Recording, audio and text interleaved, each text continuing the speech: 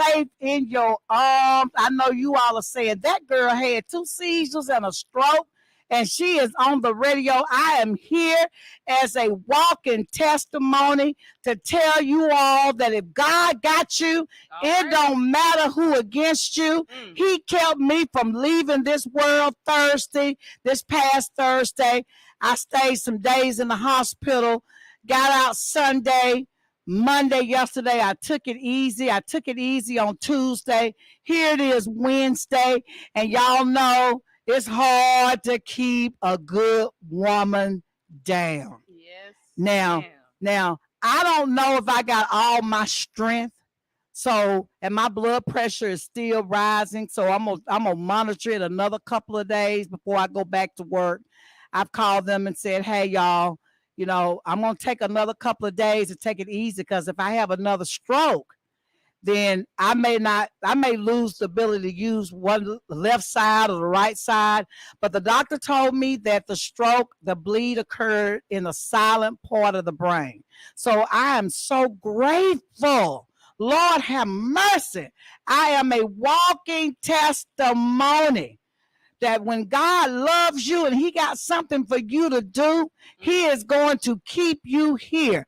But at the same time, he'll do a little to let you know, calm down. I don't want you over there. I want you over here. So I looked at that as a warning from God that I was going down the wrong road and that I needed to focus my energy over here. That's not what he wanted me to do. I was getting too upset. You know, I was really angry. Y'all know that I love Alton Park and I love Alton Park Development Corporation. I'm the president. We own 48,000 square feet, 8 acres of land. And this building was built in 1963 at the height of the civil rights movement. We've never had a new roof. Never had HVAC. And you all know how bad and desperate this building needs to be renovated. And I asked the mayor, and I submitted a budget to both mayors. Because this art money was supposed to come to the communities that were impacted the most. And when I looked in the news, and it said Alton Park community was most impacted, y'all. And that's why our city was chosen to give $70 million to the county, $30 million to the city. And this organization, this building sits in the middle of the most devastated, the most impacted community of all communities in Hamilton County. And we wouldn't get a dime. We couldn't get a dime. I'm telling y'all, we are registered with the federal government. We are registered with the state of Tennessee, Secretary of State, Trey Hargard with the comptroller. We make sure all of our paperwork is done so that when money comes and we ask for money, we'll be in line to receive it because we need it and we're helping people in our community. Yet when the money came, Soror Harris, Vice President, and President Biden, when y'all sent the money here to my community, I wrote my name down and filled out the applications and asked for some money. And we couldn't even get 1%. We didn't get a dime, got zero. Zero. And when I look at this list right here, because I printed it from the website, and I look at this list right here, and I look at all the names that's on here that have received 1,500,000, 1.8 million, 1.5 million, 800,000, 1.4 million, 2.9 million, 1.5 million. When I looked at the name of the organizations that received this money, and I checked it, baby. I went to the Secretary of State, Trey Hargard, registered site of charitable organizations. That means that if you're not on that list, you can't get this money. And I looked at every one of these names, and I didn't see your name on there. I didn't see your name on there. Kelly, Tim Kelly, are you listening to me? Because you know I text you. I didn't see the names on there. And in the state of Tennessee, I don't care if you got a 501c3 and it's good because you do your taxes, your 990s every year. If you want money in this state, if you want to solicitate and gain and get money in this state, you better be registered with Trey Hargard and the comptroller. Because when the money comes through here and goes through the city and the county, the comptroller's job is to make sure that when you give that money, it goes to organizations that are registered in this state to receive money. So if they're not on the list, you get ready for a big old civil penalty. You might go to jail for income tax evasion because you're not going to receive no money in the state of Tennessee. And Dr. Wood's organization didn't receive any money in the state of Tennessee unless you go to jail. And I made damn sure that Alton Park Development Corporation stay in compliance with Secretary of State Trey Hargard.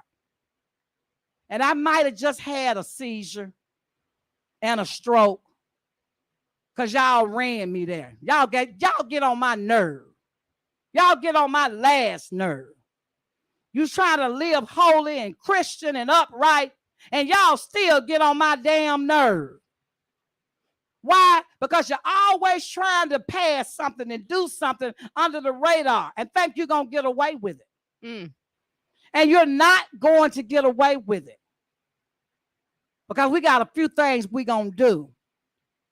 So if you're smiling now, go check the Secretary of State Trey Hargard's registered list of charitable organizations and see if your name is on there.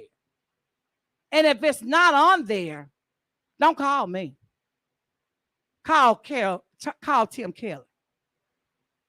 But I want to thank the county commissioners for making a resolution to give Alton Park Development Corporation $450,000. Ain't near as much as we need because we asked for 3.5 and the mayor said no. He didn't have it in his budget. But he got 70 million. So one of the commissioners said, well, Dr. Woods, he said, if you would take off the violent and nonviolent crime prevention program that you've added and the workforce development, which is almost 2.5 more or more, then he'll consider it. And we want to see y'all get some money. So I took all of that off. And all I added on there was enough to do some renovation in this building. Y'all know this building been here since 1963 for little Black children. Now everybody's using the facility for resources. We have a thrift store in here. We have a dental clinic in here. We have a daycare that we want to open. This radio station is in here. We have an event hall that's in here. We have a computer center that's in here. We got a huge playground outside, and we got 8 acres. So I said, you know what? I'm going to ask for $450,000 because I got the estimate for the roof and HVAC and a few other little things that we can do to this building to make it decent for everybody to enjoy when they come here. So today they read the resolution and it passed. So I want to thank all of the county commissioners for believe. You might not believe in us, but you might have felt a little bad. So I want to thank y'all for feeling a little bad and for those that believed in us for believing in us. That we know what to do with this kind of money. We could take a pinto bean and make a meal out of. You don't have to give us $10 million. You can just give us one. And we can make it stretch because most of us was born poor and grew up poor. So we know what to do with a little bit and make it stretch. So we're going to make good of that money because we know what to do with that $450,000. We know how to make it. We know how to make $450,000 $4 million. So I want to thank y'all. And I know y'all are looking here, and I had to give that introduction because I got one of the baddest women in the town on the show with me today. She was supposed to be on here this morning. We ain't gonna talk about that, but she was ready this morning. And I was at the county commissioners meeting, and I called her and said, girl, your host wasn't able to show up today. I said, but if you'll give me the 3 o'clock, because you deserve to be interviewed, because you one bad mama jamma.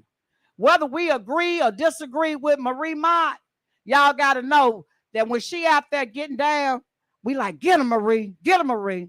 I ain't gonna say, if you was down there getting it on with them yesterday at the city council meeting, I was like, get them, girl. Go ahead and get them. So I want to introduce to most of you and to the rest of you, just kind of, reintroduce her, I guess is what you could say. One of the most feistiest, vicious, audacious, civil rights activists of all time. She's received numerous awards, both here locally and nationally.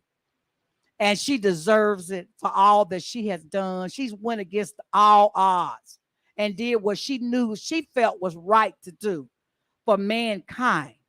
And that is none other than Marie Mott. Girl, what you doing? You on the TV, on the radio, the TV.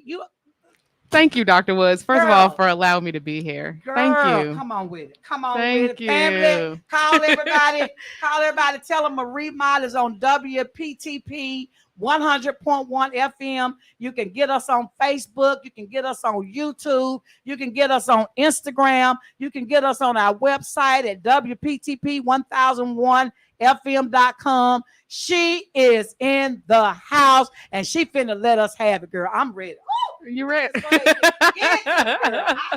Look, go for it. First of all, just once again, thank you for the opportunity to come and sit next to you. I feel like we're coming off of COVID probation, but we might be going back. Right, exactly. We might be going back, but I am excited to be here because we are in times of uncertainty, but times of great opportunity. Oh, yes. Great opportunity. Yes. And I'm excited about the potential that Chattanooga has to move towards a very bright and brilliant future. Oh, and yes. What I want to do is get on the city council and shake some things up because we need change in the city. And I don't want to wait any longer. I think we've been waiting long enough. Me either. We've been patient long enough. Dr. King said the word wait rings with piercing familiarity in the ears of every Negro. He wrote that in his letter from a Birmingham jail, the word wait. I don't think we can wait any longer for change and opportunity, Dr. Woods. I'm tired. It's our time. It's our time. It's our time. And we need some bold people to speak out. Yes, not these laxadocious Negroes. They just like to lay back and just say, well, don't say nothing. Don't say nothing. Don't rattle. Don't rock the boat. Rock the boat. Rock the boat. You got to rock the boat. So, Marie. Yes, ma'am. Tell me what you're going to do for district. You're running for District 8, right? That is correct. District 8. Everybody want to know. Yes, ma'am. What's going to be different about you? Well, the first thing is that I'm not for sale. Oh, y'all heard that? So there's nothing that I'm looking to do for myself. There's nothing that I'm looking to gain for myself. I'm not looking for instant or self-gratification. My reason for running for city council is because we have some issues that are impacting District 8 that really I believe that we're poised to solve. Okay. People in our community are brilliant and have a lot of solutions, and people in our community are working very hard. And we've seen it even through the ARP process where there are a lot of people doing great work in our city that are not getting the opportunity to bring forth solutions to change our community. So we have had the Mary shooting that happened right on Macaulay Avenue in my district. West Side. Yes, ma'am. So we have a gun violence problem. So one of the things that I want to see happen is ensure that we have safer streets. One of the things that we love about Southern living is being able to sit on your porch and enjoy the breeze, get you some tea or some lemonade, dominoes, play dominoes, barbecue, space, see the kids just running around and having a good time. I want my elders to be able to sit on their porch and these young people to be able to play out in their community Yes. without the fear of getting shot or ducking and dodging bullets. Yes. And just the trauma that comes with the everyday normal of just hearing that sort of violence in your community. Exactly. So I want safer streets. I don't know about you, Dr. Wood, but we have a beautiful city. Beautiful. We have beautiful neighborhoods. Absolutely beautiful. That have raggedy roads and potholes. Have they been fixed yet? How many months? Okay, I ain't gonna even go there.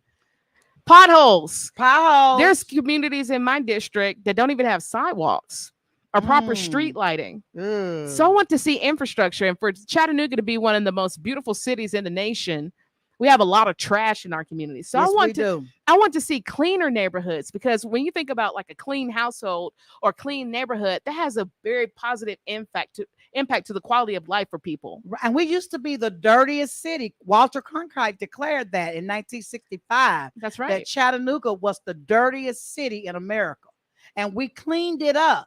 Y'all, let's not go back. Exactly. Let's not go back. Yeah, I'm seeing a little sign of us going back. So we need to stop it right now. Let's start cleaning up. Yes, ma'am. Yes. Everybody right now is feeling this housing crunch that we have going on. So the ability for African Americans and other minorities and people to be able to own homes, the ability to be able to afford rent, is so important. And one of the things that we need to look at as a city, we've moved towards like accessory dwelling units. Yes. But I've gone and traveled like out west, and I've gone to communities and I've seen tiny homes and container homes. Oh, yeah. I like tiny homes. I do too. Everyone's needs are different. Everybody's needs are different. So having housing that suffices for people at different price points and different size needs, whether you're a single person or you're widowed, an elder or a couple, yes, whether you're a growing family, we need to have those housing options for everybody in the community. I've seen some multimillionaires and billionaires get rid of their mansion, their multi-million-dollar homes, and build themselves a tiny home and live happily ever after. Yes, ma'am. Did you know that? Yes, ma'am. In fact, the person who is really pushing for the tiny homes is one of those persons, you know? So we need to think about tiny homes. In fact, Autumn Park Development Corporation put together a proposal for building some tiny homes on our 8 acres that we got out here, and we did not get it. You know, so we're saying tiny homes is a thing of present now. We need to consider tiny homes.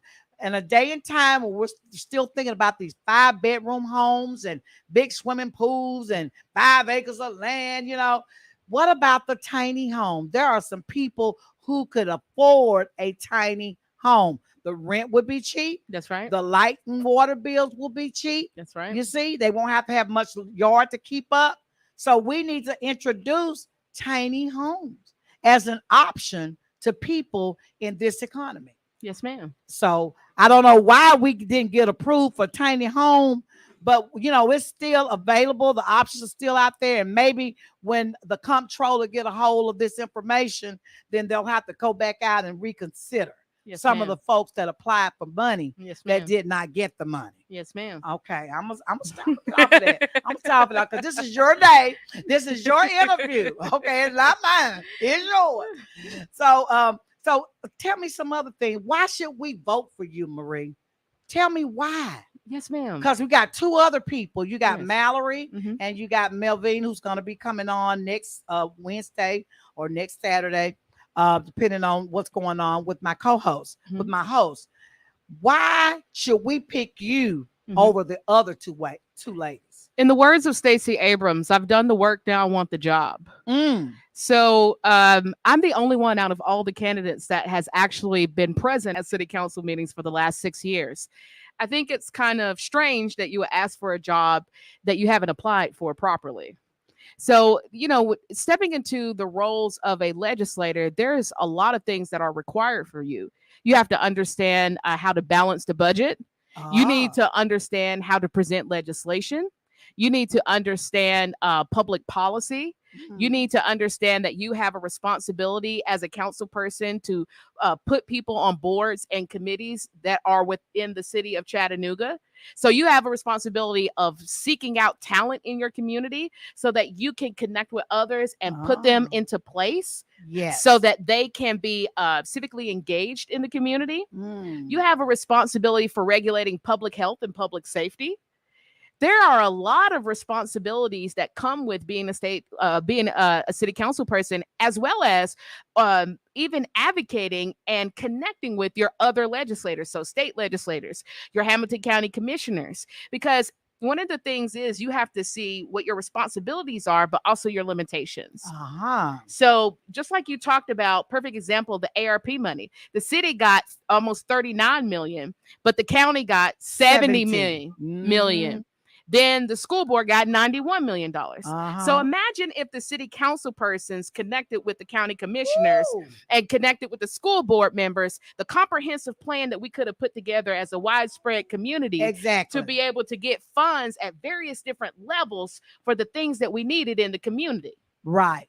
But when you have people who don't understand they don't understand the power of these seats and putting that money together and how you fit into the bigger picture, right? Right. The big comprehensive plan. Yes, that's right. So I understand what the roles and the responsibilities are of the city council persons. And then the other thing is, I think I am probably the most unique candidate out of the three as well, that I have an extensive civil rights record. Hello, somebody. We're going to talk about that too in a minute. Okay. We're going to bring that up, girl. All right. Some folks want to know. Talking about Dr. Wood, don't forget to ask her the hard question. I said, what's the hard question?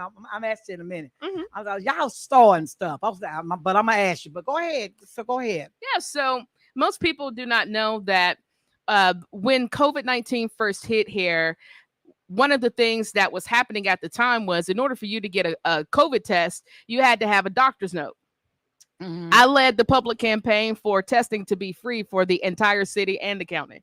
Okay. And it took us a week and a half to get that accomplished. Then I worked with, may he rest in peace, Chris Ramsey, Eric Atkins, and Pierre, Karen Collins, and the Office of Multicultural Affairs and the Health Department to put together the logistics of where you could get tested and get vaccinated.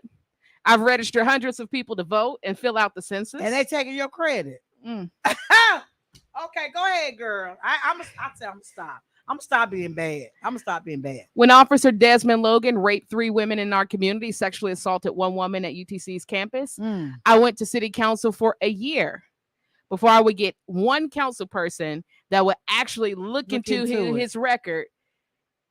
And he was found guilty of raping these women. Wearing somebody else's badges while he raping them. While on duty. And they giving the wrong name. Because he got somebody else's pen on. That's right. He utilized another officer's credentials to be able to basically go offline and rape women in our community. And I cracked that open. I've helped felons get their citizens and voting's right back. I've done a whole lot of work that I've had to make public so people understand some of the things that I've done. But really, if I told all the things that have my name on it, all the things that I've done, it might take 2 internet pages to cover it. They don't know us. So I've done the and let's not forget, this May I had the opportunity as the first African American woman in the entire state of Tennessee to represent at Harvard University. Harvard, girl. Go on with your bad self.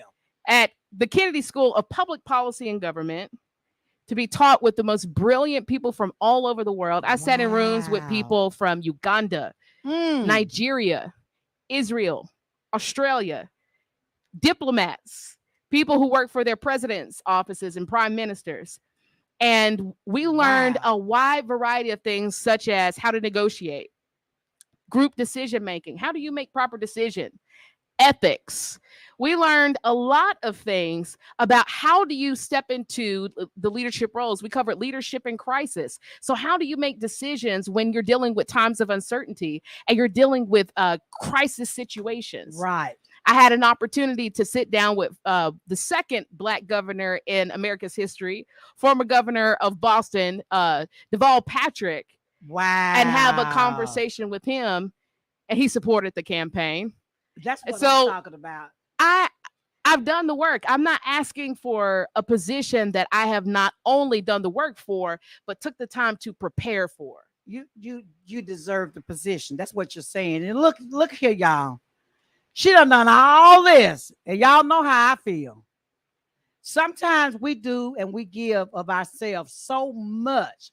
It's like it's automatic. Where is your brain? She shouldn't have to sit here on the radio station and go on for an hour and tell y'all what she's done, because you should have seen her on the news, on the radio, in the streets. You should have seen her. So that's what we're going to talk about, because we done seen you. Girl, we done seen you. We done, what the hell is that girl doing? So tell us about what happened, because I want to know. Yes, I don't want to hear from nobody else. Yes, ma'am. I want to hear from myself. Yes, ma'am. What happened with the flag? With you going in, getting the flag, climbing over the fence, going to the park, and setting it on fire? So what happened? Tell me what part of that is wrong, and straighten me up on the air. I want you to straighten me up, and then I want you to straighten everybody else up, because everybody done called me talking about, Dr. Woods, you going to go and speak for Marie Mott, and they want me to call the district attorney and, try to get you off the hook. I want to know before I open up my mouth. What happened? So the first thing is that we were found not guilty. Okay. So they'll charge us for inciting a riot and for stealing the flag have already been dropped. Okay. So I really want to outline that, number one, there is a misconception about what flag was taken and what flag came down. It was not the American flag. The flag. Y'all heard that? It was not the American flag. She's not anti-Semitic. Did y'all hear that? She not. None of those folks that bum rushed the White House and went in there and took over the White House. She didn't do that. Come on. Come on, sister. Come on. Yes, ma'am. So we did not do anything to the American flag. What was taken from someone was the sheriff's flag. The sheriff's flag. Okay. And so one of the things that happened was it was taken back to the park and it was burned. And one of the things that does not get discussed about what happened prior to that was that Reginald Arrington Jr., a black man that was walking while black in Hamilton County, a few days before that transpired, was placed in handcuffs and beaten by 5 sheriff deputies. Was that the one walking on the wrong side of the road? That is correct. Did y'all hear that? So they beat a black man in handcuffs after we watched the sheriff department. The sheriff, five on one. Now, even if you had your hands untied, that's not a fair fight. But imagine as a black man, you're walking down the side of the road. You don't have any help. There's no one there to help fight with you or defend you. They placed his hands behind his back and beat him with billy clubs while he was in handcuffs. Now, I don't know about you. It wasn't getting no attention. It was not getting any attention. So what did you do? Is a flag worth more than his flesh? A $20 polyester flag worth more than his flesh? So this civil rights activist, this bold civil rights activist, and I've read this in history. And can I say something else, Dr. Yeah, Lewis? go ahead, say it, girl. And for people out there who don't understand the law, freedom of speech actually covers, if you burnt the American flag, there is a Supreme Court decision called Texas versus Johnson from 1981 that states that even if you did burn the American flag, that's covered under freedom of speech. So we didn't do that. I would think that the American flag is up here. The sheriff's flag is kind of down here. That would fall under freedom of speech. Okay, so now there you all have it. Okay, she said that she done admitted under freedom of speech that she went in and took that sheriff flag. I didn't take it because you didn't take it. I didn't take it. She didn't take it. Okay, well, some kind of way it got over to the park. It got over to the park, and that's where y'all saw her. Was it you burned the flag? Did It was somebody else? several. It was several. It was a lot of individuals. folks. It was a lot of people. It was a lot of folks setting the flag on fire. Okay, but this is the point I want you all to make. This is the point I want to make. In America, when black folk get beat and raped by law enforcement agents for no reason, and you have an activist, they tell me that you don't go down in history. You listen to this one. Okay. You don't go down in history until you've been arrested for doing something for civil rights. Okay. Did y'all hear that? Until you are arrested. Did they do that to Martin Luther King? Martin Luther King got arrested 29 times in his career. And went to prison and stayed in prison. And he wrote some of the best letters from the prison. So until you have it in your heart that even if it takes your life, you're going to stand up for humanity and for civil rights. I mean, put your own life on the line and go to jail, then you're not a civil rights activist. You just a scary person. You know, ooh. So you go over here. All the civil rights activists, come over here on this side. Because we got some dirty work to do.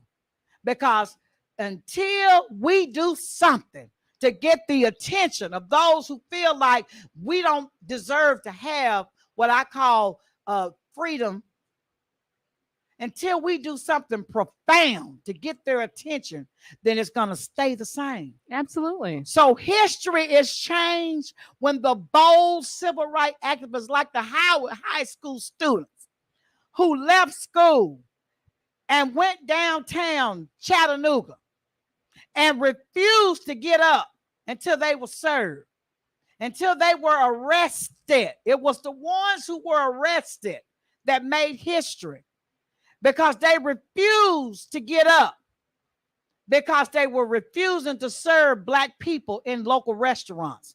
And it wasn't until they refused to get up and then they were arrested and they were I guess you would say charged with a felony, because it was a felony to go into a restaurant and sit down and say, I want to be served. It wasn't until then that history was changed and Chattanooga was opened up. And so someone said, well, Dr. Woods, you didn't put our name on the plaque, because it was me. I was the one that had the first Black History Month parade and put the name of the students who were arrested on that plaque that stands right now downtown on the corner of Market and MLK, right in front of the plaza there. I listed only the name of the students who were put in jail, because it's the ones that's put in jail that are the civil rights activists, because they changed time. Well, Dr. Woods, we've kind of gotten a little too comfortable and we've forgotten some of our Black history. We forgot about the Mr. Maps. Mr. Map was the one that went and got him out of jail. We forgot about the H.H. Rice. He was the attorney. Look, let me tell you something. I'm gonna tell you whose footsteps I stand in. All right now. Mr. James R. Map. That's my hero. That's my mentor. And it was Mr. James Map that said when he was dying with cancer, Dr. Woods, I want you to run for the president of the NAACP, because you're the only one that understands civil rights out of all the folks that's in front of me. And I said, I'll run for you. He said, because I've got cancer. I don't know how long I'm going to be here. And I ran and I won. I won fair and square. Every time I ran and I won fair and square, because they never figured out how to win. See, that's why I'm a member of certain organizations. I'll call my sorority sisters and I'll call my other sisters and say, hey, I need you all to make sure your membership is good, because I'm fixing to run. And they never could figure out how all these what is pink and green coming from? Because I made sure that they had their membership in time enough to vote. See, you got to be registered to vote. You can't come on the day of and say, I got my dues. It's the April before the election. And I ran. But it was Mr. Map that taught me everything. And he's the one that said, these are the students that got out of school and the rest of them ran. These were caught and put in jail and charged with a felony. And we got them out of jail and we got them free. These are the names that go on the plaque. So if you run and you don't get caught and arrested, you're not a civil rights activist. You just ran. This young lady right here, she don't run. She makes her point and she gets it across and she changes the course of time. She changes history. You know, freedom of speech is everything.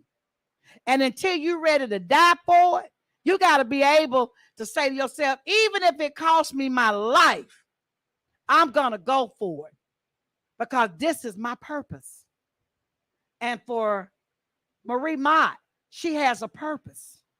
And that purpose as a civil rights activist is to do whatever it takes within the law to get it done for mankind. And I applaud you for that. Thank you. I applaud you for that. Thank you. No, everybody don't understand you. But when I look at myself and I think about what I do, and you're a little bit more radical because you're younger than me, a little bit more radical. But then I think about it. She needs to be radical. This calls for radical. This calls for that. And I appreciate what you've done. Thank you. So when they call me and ask me what side am I on, I keep my brothers to myself. But you ain't never seen me come out and talk against you. You ain't never seen me come out and say, she need to sit down somewhere. She blah, blah, blah. You never heard me say that publicly. Never. And I won't. So we got 3 candidates. Mm-hmm. 3 candidates. Mm-hmm. And I never tell people who I'm going to vote for because I'm on the radio. And it's against the law to talk about who you want. You're supposed to give everybody equal time, right? Yes, ma'am. So I'm going to keep it neutral for y'all out there because I don't want to mess your mind up. I want you all to listen to each one of these candidates and then make up your mind and decide who you're going to vote for. And I haven't interviewed Miss Marvell. Is that her name? Marvine. Mm-hmm. I haven't interviewed her yet. So I want to see what she got to say. But I'm leaning. I'm leaning. And I bought somebody out here that's been the president of the West Side Project because I want to make sure that real questions get answered. I'm going to give the phone number out. The phone number is 423-713-7614. No matter where you're listening, anywhere in the country, anywhere in the city, you dial that number and ask Miss Mott the question of the day. But while you all are waiting to call in, 423-713-7614, I'm going to ask Sharon Dragg, who is the vice president of the West Side Project, who just got awarded $2 million today to renovate James A. Henry. And she was Miss James A. Henry? She was Miss James A. Henry back in the day when the school was open. I brought her here because I want some real questions asked. Okay. And I want her to ask some profound questions because some people ask you real simple, easy questions. Sharon, can you come over here and join us because you're not in the camera? I want you to get real close to Miss Marie. Right. And I want you to ask, put your headphones on. I want you to ask her some things that are important to residents in their neighborhood. Come on over some more. Way over. Get close. Let's get close. There you go. Yes. You got to move the bike around. Yes. So, in your opinion, what is some of the things that the citizens or residents get so sick and tired of, and they don't have, they a vote for them and they get the seat, and then they get in the seat, and then what happens? They say they gonna do things for us, and they don't. They asked us what we want, what we need. We need to go back to. I'm not gonna say go back to the past, but Yes, we ma'am. need to move to the future. And that's like you can't stop gun violence, but you can stop violence. So I'm asking you, what are you gonna bring to the community to make the residents out there elect you? Okay. So specifically speaking towards violence, correct? Yes, ma'am. So one of the things that we have to understand is that gun violence is really like a complex problem. There's several different things that we need to do. I think the first thing that we need to do is ask the young people, what do they want? Right? I think a lot of times we make decisions on behalf of the children without ever asking them, like, what resources do they want to see when they walk into a recreation center? Yes. Do they want to see a virtual realities? Like if you go to the fourth floor of the library, I see a lot of kids from the west side at the fourth floor of the library. They're up there making beats. I've seen some of them up there making t-shirts. They're playing the virtual reality. And if I see that on a small scale at the library, and those are the things that interest them, why can't we put that something like replicate that and put that in every recreation center? But just asking the young people and then kind of formulating a budget around what they want. Because if we just put what we think is best for them without ever asking them, they're not going to utilize it. And we're just going to waste our time and waste our money. So I think, first of all, it's bringing specifically the really target group is 13 from 17 years old, which are the ones that have no programming currently through the city of Chattanooga. Yes. So, and these are the ones that are starting to actually drive the gun violence. The shooting that we had downtown was teenagers within this age bracket. So we have to ask them what they want and then start structuring a budget to provide those resources. And there's no greater place than connecting with the with resource centers in the community, with buildings like this in the community, and even with churches that want to partner and actually provide. So it almost becomes like this, like a hive network. You know what I'm saying? Yes. Because every community has either a recreation center or a church or a building like this somewhere in it. Right. So why not put those resources there for the children? But I think the other thing that we have to do as adults is we're going to have to bring some of everybody to the table, right? We first of all, there's got to be some accountability for the parents, right? Say that again. So we have to understand that everybody might not understand what parenting looks like. They don't understand what rules and discipline in a household looks like. They don't understand what giving. They're dysfunctional too, right? Or it's just that people they just don't know what they don't know, and so we have to bring the community up to speed on what does it mean to put rules in your household. What does it mean to give your young people chores? What does it mean for you to be able to be a supportive parent emotionally for your child, right? Right. How do you identify your child's specific needs? These are things that are not like natural skills. They have to be taught to individuals. And for a lot of people who's had children and then you have grandchildren, you look back in retrospect and say, if I had to do it all over again, there's a lot of things I would do differently, right? That's right. And that's because you have wisdom, you have insight, and you've learned some things. So why not share some of the things that we've already learned with these young parents? Yes. The other thing that we've got to do, we've got to bring in the school system, right? These kids are not reading at grade level. These kids some of them need after school support, educational support.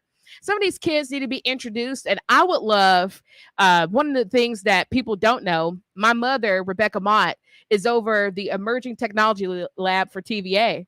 She actually goes to schools all throughout the county and introduces them to robotics and technology. Shut your mouth. So I would love the opportunity. I have 14 schools in my district, and most of the candidates don't even talk about that. But I'm so excited that I have so many schools, and the majority of them are elementary and middle schools, which means that I can bring technology to these young people while they're very, very small. So they can see that, you know what, I'm Black, but I can be an engineer. I'm Black, but I can start a tech company. I'm Black, but I can be a mathematician. I'm Black, but I can develop software. Wow. I'm Black, but I can code, right? I'm a young Latino kid, but I can code. I'm a young Latino kid, but they can be anything they want to be. Anything they want. But part of it is them being exposed to these things. Yes. And so I would love to bring in people who can show them some of the things that really they're not the future. Technology is disrupting every facet of our life right now. It really is. It really is. If you look at, I've been tracking the migration of millionaires all over the world. All of the new millionaire companies are technology based. Every one of them. Everyone. So when we're thinking about striking into entrepreneurship, we have to catch up in Chattanooga, and especially in the minority and underserved community, and actually begin to understand technology so that we can capitalize on the things that are coming. And why not do that in a city that has the fastest internet in the world? Oh, y'all heard that? Y'all remember when we were applying for the 5G? And Obama was the president, and he sent his communications director here, and EPB was begging to get that 5G. And the only reason why, and she was Miss Megan, the only reason why the black lady told him, okay, I'm gonna give you all this 5G under condition. She wanted to talk to me. Dr. Woods. I was the president of the NAACP, and right out here in this building, she said, are they treating black folks right? Are they treating poor children right? And I said, not really. She said, well, the only way they're going to get it is they make sure that every poor neighborhood has access to the internet. That is correct. So what happened? They struck a deal, and I called EPB. I said, hey, I got a building out here in Alton Park, and we've got Emma Willer Homes, a housing project across the street, and they don't have access to the internet. What programs do you have already for poor children? And they said, well, we've got a program with Orchard Knob. I said, is that all? They said, yeah, that's really the only one we got. I said, well, how about wiring this whole building? 48,000 square foot facility with internet, so that the children in this community will have a place to come and get on the internet free of charge. They wired this whole building and supplied us with internet. To this day, we have free internet in this building to anybody, and gave us almost 20 computers and every phone in this building free of charge. And when it switched to digital, they came in and changed the analog phones out to digital, because that's part of the deal. So when COVID hit, they were supposed to have already went to every neighborhood in Chattanooga, Hamilton County, and they got caught with their underwear down. Yep. Because the children could not get on the internet because they had not wired the neighborhoods up with Wi-Fi and internet. Yep. So that's when you saw all the EP trucks out there rolling in the projects. Yep. Putting up hot spots. Putting up them hot spots. Yep. Because they had got caught. They were supposed to have done it a long time ago. So when COVID money came, and I looked at that list from Hamilton County, and I saw them give $600,000 to EPB to cover the internet for the poor communities, for the broadband. I said, you all are about 10 years too late. You got caught. You never thought COVID was going to come. You were supposed to already had internet, Wi-Fi in these black neighborhoods all over the city. Now these children are having to learn from home, and they can't get on the internet, and you're busted. That's why that money went to broadband, because EPB did not do what they asked them to do in order to get the G. And EPB is a municipal broadband company. So once again, when you talk about electing people, it's up to your representatives, not only on the city council, but for them to actually work with the mayor as well to ensure that these things like that get done. Yes. Get But done. at So that time, And they did. right. So excuse me. Yes, at ma'am. that time and date, I was here, and I made sure that our Port Development Corporation had a computer room. We had computers. And now that I'm on the west side, I've lived in Avondale. My mom has property out there in Avondale. I went to Avondale several times. But once you get out here and you got your representative, your councilman, if y'all don't come out and ask us what can we do, they're gonna leave it. Like I said, I would like to see the NAACP back out here. They was good, but when you got the YMCA, you got the centers.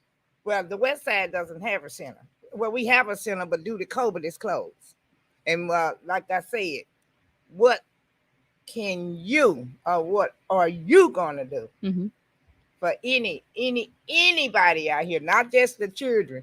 Because it's like you said, it started 13 on up. That's who we got to grab. That's right. Because the little bitty ones is looking up to the 13-year-old, and the 13-year-olds is looking for the grown folks, and they're gone. But if you got something for a 13 to 17-year-old child to do when they get out of school, oh, you got something. Because we got talent out there. We do. We have brilliant children, and I've seen it.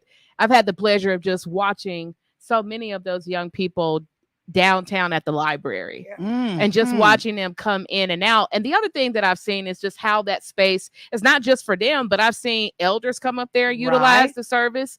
Folks like me, I'm a millennial, come up there, use the service. And you might look around and you have Black people, white people, Latino, young, middle-aged, old. Right. That's what community looks like. That's what it looks so like. Making sure those resources are put right there at the ground level of your community are the things that I'm interested in. But really, one of the most important things that is important to me is starting back, getting in a rhythm of sharing information and having public meetings throughout my district.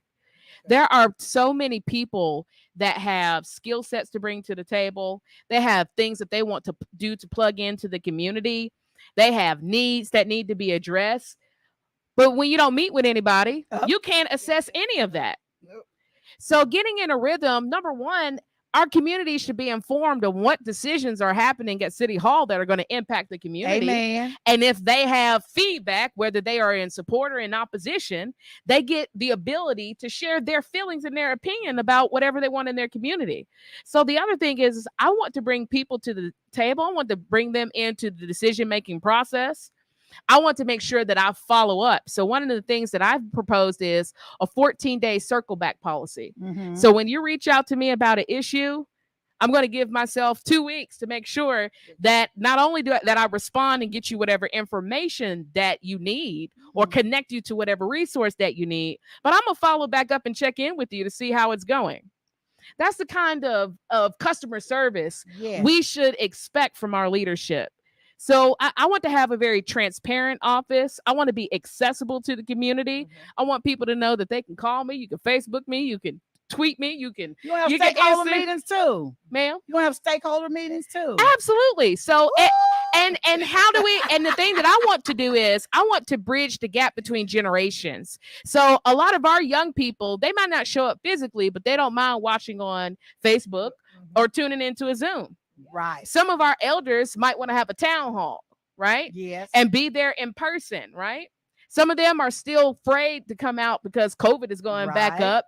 So we might have to do a telephone town hall. So virtual. Right. So I want to make sure that I utilize all of the avenues to be able to communicate effectively with my district, to let them know what's going on. And at the same time, if they have concerns, if they have questions, and even if they have complaints, that I hear all of those without any judgment. Wow. That's customer service to me. So I want to raise the standard. And at the same time, I really want to challenge. What I want to do is challenge my representatives and encourage them to raise their standard, because I do understand that if you want to get things passed, you have to have other people on board with what you have going on. But I think people that's in the community and that knows that's correct. What's on a day-to-day basis. That's correct. I walk out my door, I know this is happening. When I come home, I know that should be right there. Absolutely. So I can call Miss You. Anybody say, "Oh, it's on, girl. Come on down here, popping." We okay? I want to give a shout out to Commissioner Baker.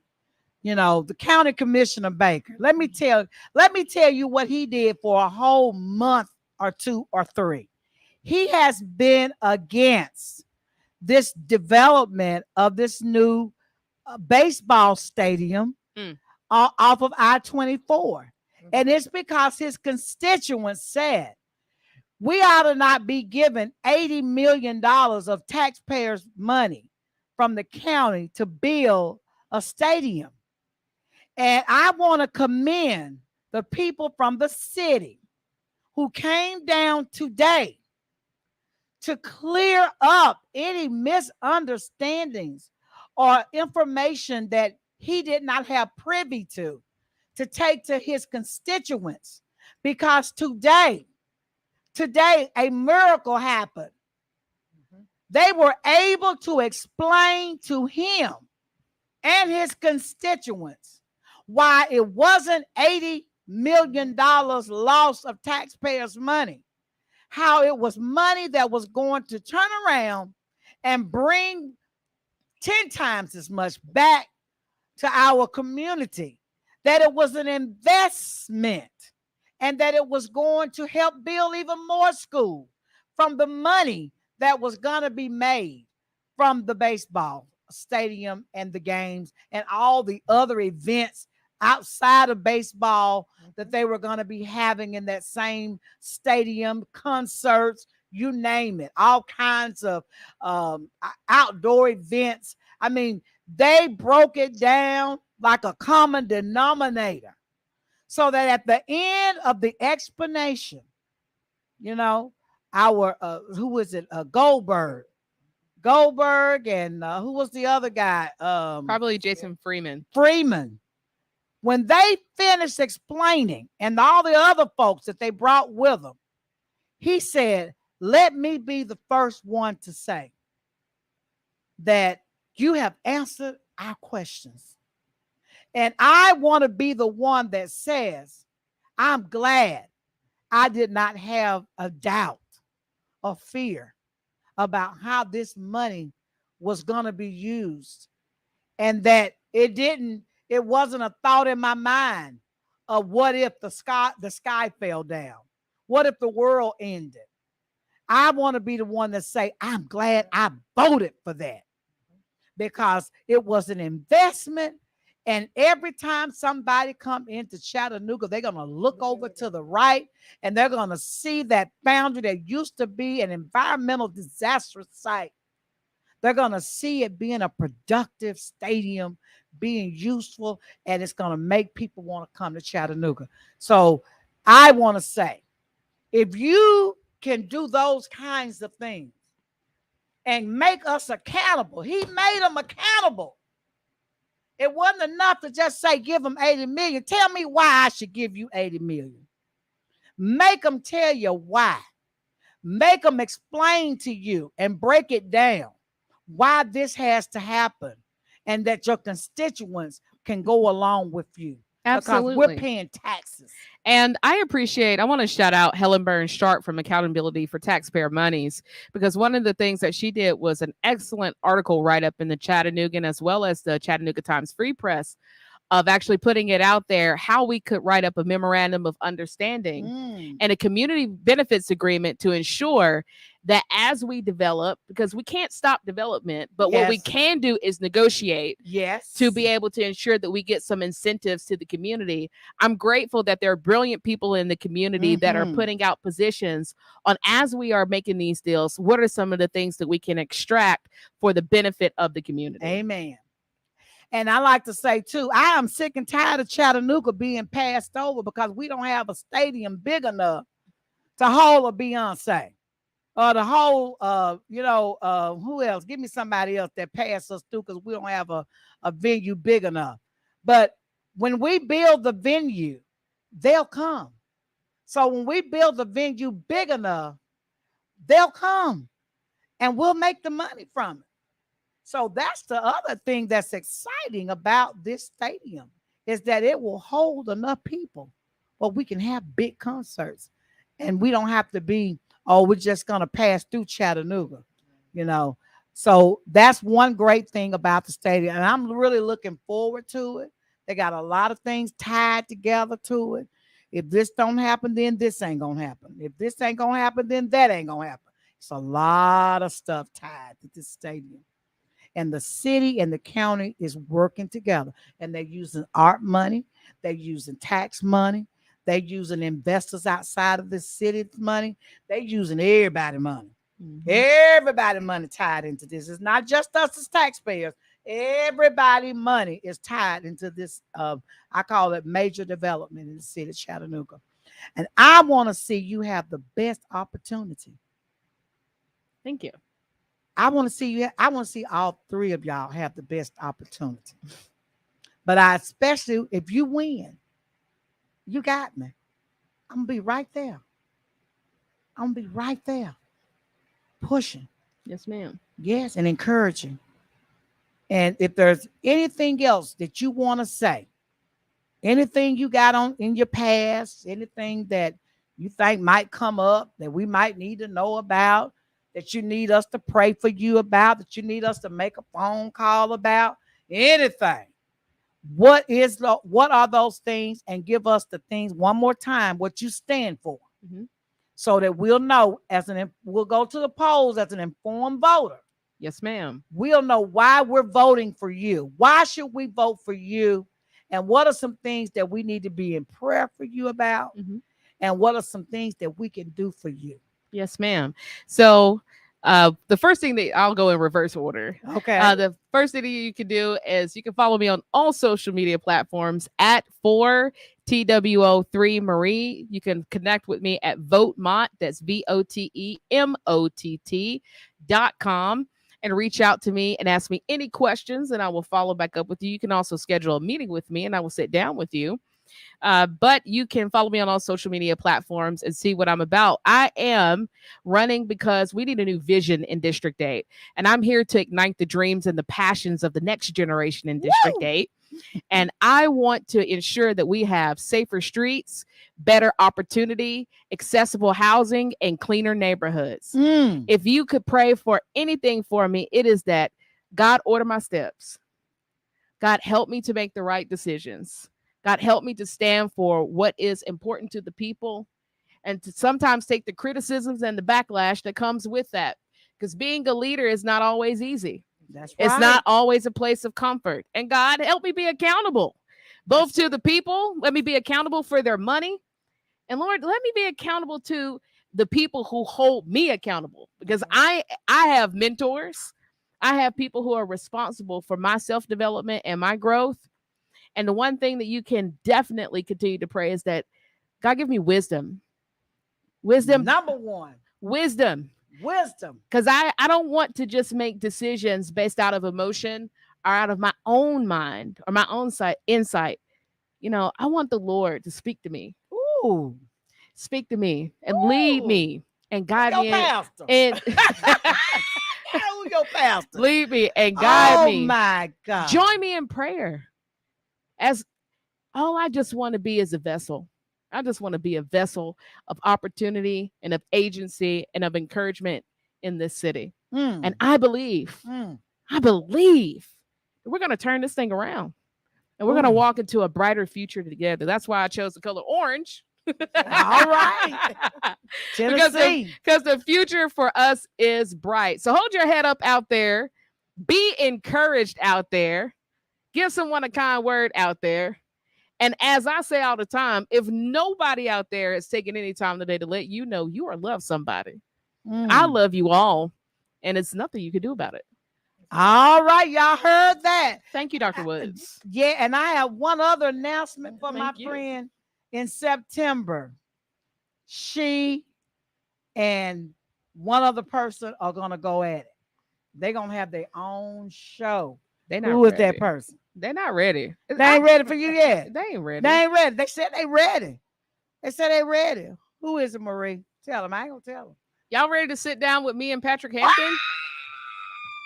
It's September. Patrick Hampton and Marie Mott take it on from the left and the right. Boy, I couldn't have thought of two more intelligent folk to sit down and go at it. We might actually have some stuff that we agree on more than he believes. More than the people believe. Oh, baby. I can't wait. Ooh, you never know. I'm going to have a red glove sitting here and a blue one. It's gonna be So petty. on. So It's gonna petty. be on. Y'all, we got it. We got it planned, and we are excited about it. He's accepted. She's accepted. And now we are just writing the programs, getting it ready for September. Y'all stay tuned for WPTP because we got it going on. We are the number one gospel, jazz, and inspiration talk radio station nonprofit in the county of Hamilton County. And y'all, if you didn't hear it from us, you ain't heard nothing. Ooh. And I want to tell you all, I want to encourage you to come back Saturday. Well, actually, this afternoon, we got a guest coming on again, Real Talk Radio, and I think Miss LOL. But Saturday, you got Tony Boston with the Chattanooga Connection and Community Tea. What's happening in your neck of the woods after that? I'm telling y'all, it's on and popping. And stay tuned for this, because this ain't over. This art money. It's not over, Miss Dr. Woods. This ain't over. This ain't over. This just got started. So don't y'all get happy and start praising the Lord and dancing and doing the Holy Ghost, all that other stuff, and whatever religion you believe in. Don't you start doing all them dancing, because we got something to talk about. We gotta make sure all of y'all straight. I don't think all of y'all straight. So anyway, if you get a letter or somebody give you a phone call or something like that, it's because you got some questions to answer. And me and Marie and some other folks in this city, we're going to hold everybody accountable. We're going to hold our mayors accountable. We're going to hold our commissioners accountable. We're going to hold our city council people accountable. Every leader in this community that has some say-so and control over Dr. Woods and Marie Mott and some of our friends, we holding y'all accountable, because y'all not going to be making decisions and leaving us out and the community out and giving it to some folks that's not even registered with the Secretary of State. I said it. Just because you got a 501c3 don't mean nothing. Okay?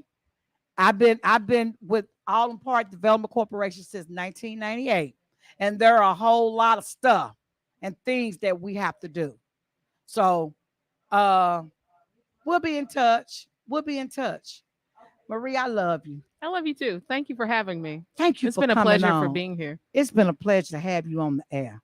It really has. I think they done heard some stuff today. I hope so. Okay. So you all, we will see you all this time next week or Saturday. You may see me Saturday. If the doctor give me permission to get out the bed. y'all know I revved up some energy to get down here. You can't hardly hold me down in the bed, but I know that's where I'm supposed to be, so I might have to go back to bed. But you all keep me in your prayers, and those that have prayed for me, I want you all to continue to pray for me and pray for our leaders as well. Pray for our leaders, and definitely pray for me, because y'all know y'all put a lot on me and Marie. Y'all put a lot on us, and we get emotional, and sometimes a few. We love our people and we love the community. I was born poor. I've been a welfare mom. I know what it's like to not have. I know what it's like to need. And I'm telling you, to all of a sudden have everything that I wanted in life, and I still see you struggling. It hurts me to watch you struggle. So it is a passion of mine to fight for you. That's why I take it so personal, because it happened to me. I was once where you are, and I don't want to go back. Marie don't want to go back.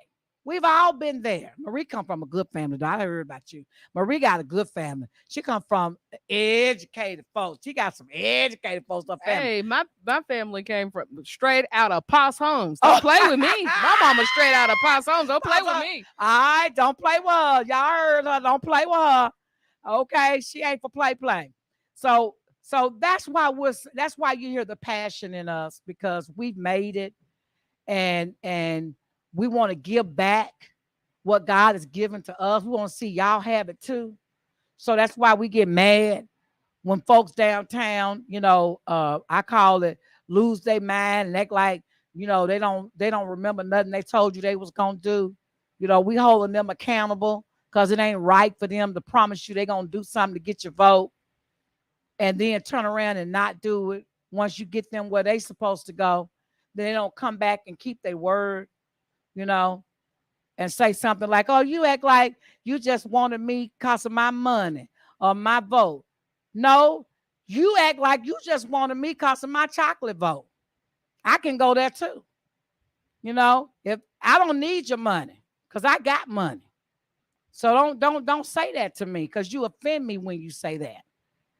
But I know you wanted my chocolate votes. You wanted me to help my people to vote for you, though. See? So don't go there with me. Because I don't need your friendship. I don't. I got my kids and my family and folks that love me. I don't need your friendship. I need you to keep your word and do right by my people because it ain't for me. Everything that I'm fighting for, I already got it in my house. I'm fighting for folks that don't have it. So when you deny me, you deny my people. You denying poor people. And that's what I'm mad at you for. Right there. Don't do people. Don't do poor people. Don't do them. Because they can't fight for themselves. I am their voice. So when I speak for them, I expect for you to do what you're supposed to do for them. And for the poor people that don't want nothing, get up off your butt and start wanting something. Because don't nobody want to help you if you don't want to help yourself. So get up and start helping yourself. And people will start feeling sorry for you. But if you don't want to help yourself, you don't want to go to work, you don't want nothing, you want to steal and kill, then you're going to go to jail. That's where you're going to go. That's where you're supposed to go. Don't ask for sympathy. But at the same time, when you pick up poor folks and criminals, don't beat them while handcuffed because they still a human. Don't do that because you're going to see the same person fighting for that person that had no business doing what they were supposed to do. That's why I ask, when somebody get put in jail, I will ask you, did you violate their civil rights? That's all I want to know. Because if you violated their civil rights, let them go. You done already made them, you done punished them already. Let them go. I don't care what they did. Let them go. They ain't killed nobody. Let them go. Don't beat them. That's all I got to say. I love y'all. Y'all have a great day. And I'll see you next time. Go somewhere to church. Remember that God loves you. Go to church. Thank the Lord every day when you get up. Thank him for letting you see another day. I thank him right now. Because when I woke up in the hospital, I did not know I had been transported to the hospital. I could have died. But God saw fit to bring me back and let me live another day. Because he got work for me to do. So I thank you, Lord. I thank you. I give you all the praise and the glory. Hallelujah to your name. And I will praise you all the days of my life. I love you, Lord. Y'all have a blessed day.